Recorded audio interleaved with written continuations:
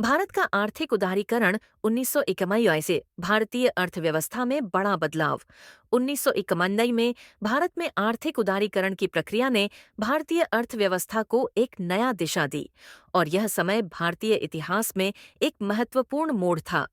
इस समय भारत में आर्थिक संकट गहरा चुका था, जिसमें विदेशों से आड़ और मुद्रास्फीति की समस्या प्रमुख थी। विदेशी मुद्रा भंडार लगभग समाप्त हो चुका था और सरकार के पास आयात के लिए भुगतान करने के लिए पैसे नहीं थे। इस संकट के कारण भारत को अपनी आर्थिक नीति में महत्वपूर्ण बदलाव करने की आवश्यकता महसूस हुई। आर्थिक उदारीकरण की शुरुआत भारत के वित्त मंत्री मनमोहन सिंह ने 1991 में भारत की अर्थव्यवस्था में सुधार की दिशा में ऐतिहासिक कदम उठाए। प्रधानमंत्री पीवी नरसिम्हा राव के नेतृत्व में सरकार ने उदारीकरण, निजीकरण और वैश्वीकरण एलपीजी मॉडल की नीति को अपनाया। यह नीति मुख्य रूप से तीन प्रमुख क्षेत्रों में बदलाव लाने का प्रयास थी।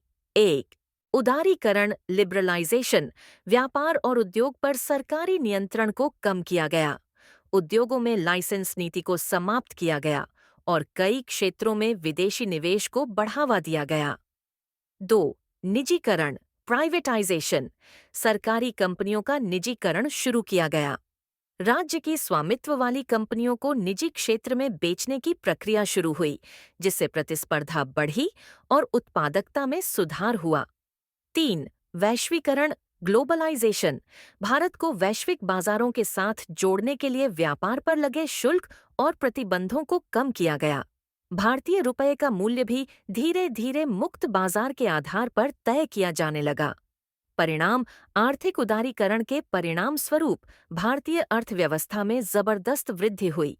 विदेशी निवेश एफडीआई में वृद्धि, उद्योगों का आधुनिकीकरण और आयात निर्यात के बीच संतुलन स्थापित हुआ।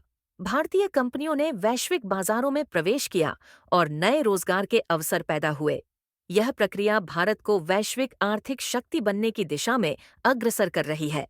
निष्कर्ष, 1991 का आर्थिक उदारीकरण भारत के लिए एक ऐतिहासिक कदम था, जिसने न केवल देश की आर्थिक स्थिति को सुधारा, बल्कि उसे एक नई वैश्विक पहचान भी दिलाई। यह सुधार आज भी भारतीय अर्थव्यवस्था के मजबूत आधार की नींव बने हुए हैं।